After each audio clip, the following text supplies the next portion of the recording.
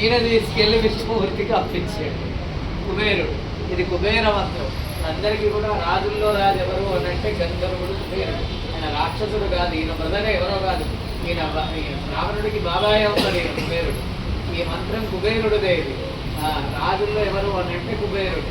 ఇట్లా ఆ కుబేరుడికి ప్రసాదించినటువంటి నారాయణుడు ఈశ్వరుడు ఎవరన్నా కూడా మీరే అని అర్థం. అక్కడ సాహినే అని అంటారు. అసలు సాయినే అంటే సాయిలో రాజాదిరాజాజం ప్రసజ్య సాహినే ఇదే ఓం నారాయణాజ విద్మహే అంటే ఇది అందరూ చదివేస్తారు కదా, అందుకే చెప్తున్నారు.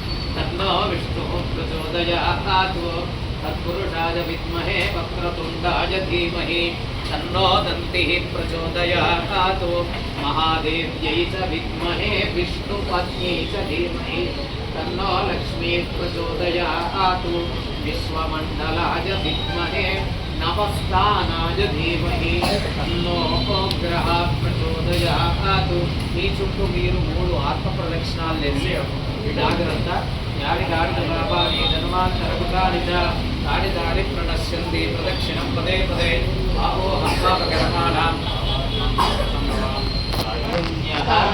భావేన రక్ష రక్ష జనార్దన రక్ష రక్ష నారాయణ అన్యథా శరణం నాస్తి త్వమేవ శరణం మమ తస్మాత్ కారుణ్య భావేన రక్ష రక్ష జనార్దన అపరాధ సహస్రాణి క్రియంతే అహర్నిశం మయా. ఆడవాళ్ళు చెప్పండి దాసోయం ఆడవాళ్ళు దాసీయం ఇది మాం మత్వ క్షమస్వ నారాయణ.